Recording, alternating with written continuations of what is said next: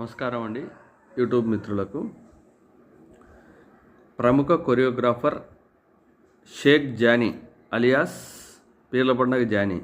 పీర్ల పండగ జానీ అంటే వైఎస్ఆర్సీపీ కార్యకర్తలకు కానీ వైఎస్ఆర్సీపీ నాయకులకు కానీ టక్కున గుర్తొస్తుంది. ఎందుకంటే 2024 ఎన్నికల్లో పవన్ కళ్యాణ్ జోలికి ఎవరన్నా వచ్చి మాట్లాడితే పవన్ కళ్యాణ్ ముందర నేనుంటా, నాలాంటి కొరియోగ్రాఫర్లు ఉంటారు, ఒక్కొక్కరికి పీర్ల పండగ చేస్తాం, వైసీపీ వాళ్ళకు పీర్ల పండగ చేస్తాం, పీర్ల పండగ ఏందో చూపిస్తామని మాట్లాడిన వ్యక్తి ఆ జానీ మాస్టర్. ఆ జానీ మాస్టర్ మీద రాయదుర్గం పిఎస్లో హైదరాబాద్లో ఒక కేసు నమోదైంది. ఒక అమ్మాయి జూనియర్ ఆర్టిస్టు, ఆమె దగ్గర జూనియర్ డ్యాన్సర్గా ఆయన దగ్గర శిక్షణ కోసం వచ్చి పనిచేస్తుంటే ఆ అమ్మాయిని శారీరకంగా వేధించి పలుమార్లు ఆమెపై అత్యాచారం చేసినాడని చెప్పి ఆవిడ కేసు పెట్టడం జరిగింది. నిజానికి ఇవేం కొత్త ఏం కాదు, ఇండస్ట్రీలో ఇవన్నీ కామన్గా జరుగుతాయి. కాకపోతే కొన్ని ఈ విధంగా లైమ్ లైట్లోకి వచ్చి ప్రజలకు బహిర్గతం అవుతాయి. చాలా వరకు హీరోల మధ్యలో ఆ విధంగా పెద్ద పెద్ద కొరియోగ్రాఫర్ల మధ్యలో ఇటువంటివి జరిగి అవి కాలగర్భంలో అలానే కలిసిపోతాయి.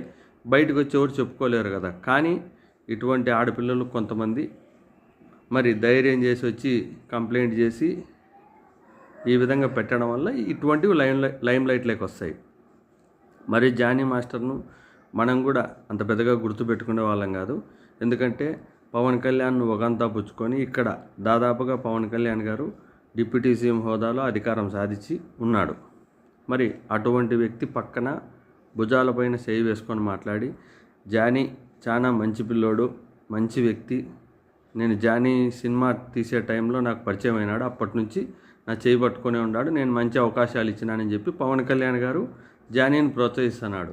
మరి అటువంటి జానీ ఆడపిల్లల పట్ల కానీ తన దగ్గర పనిచేస్తున్న కొరియోగ్రాఫర్ల పట్ల కానీ ఇటువంటి ప్రవర్తన ఉంది, ఇటువంటి ఆడపిల్లలతో చెడుగా ప్రవర్తించి ఆడపిల్లలను ఇబ్బంది పెడుతున్నాడు అనే విషయం పవన్ కళ్యాణ్ గారికి తెలియకోకుండా ఏమన్నా ఉంటుందా?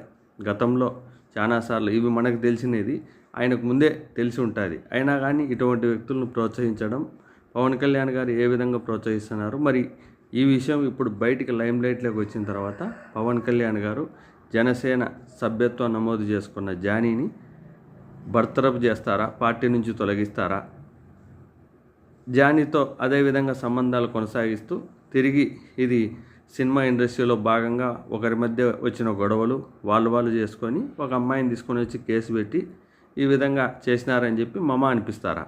ఇది మనం చూడాలా. ఇప్పుడు ఇక్కడి కేసు అయితే కాదు, అది హైదరాబాద్లో కేసు, హైదరాబాద్లో చూసుకోవాల్సిందే. కాకపోతే మన రాజకీయాలలోకి వచ్చి వాళ్ళ అవసరాల కోసం ఇక్కడొచ్చి మన రాజకీయాలలోకి వేలు పెట్టి మాట్లాడడం వల్ల మనం కూడా ఆ వ్యక్తి గురించి ఇప్పుడు ప్రస్తావించాల్సిన పరిస్థితి వస్తుంది.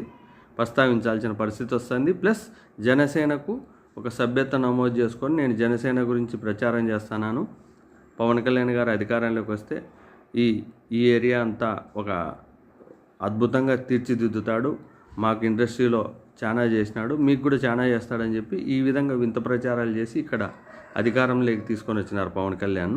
కాబట్టి జనసేనతో సంబంధం ఉంది కాబట్టి మనం కూడా అక్కడ మాట్లాడడం జరుగుతుంది, ఆయన గురించి డిస్కషన్ చేయడం జరుగుతుంది.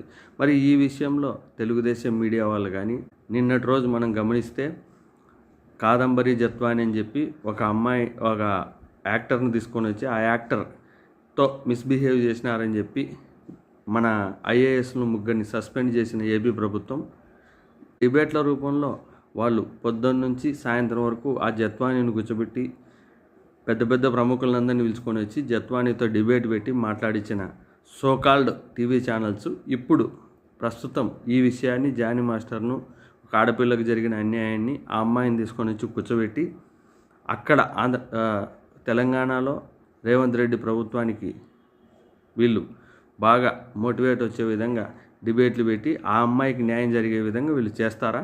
ఒకసారి ఆలోచన చేయండి. ఏ విధంగా ప్రవర్తిస్తారనేది ప్రజలు కూడా ఆలోచన చేయాలి.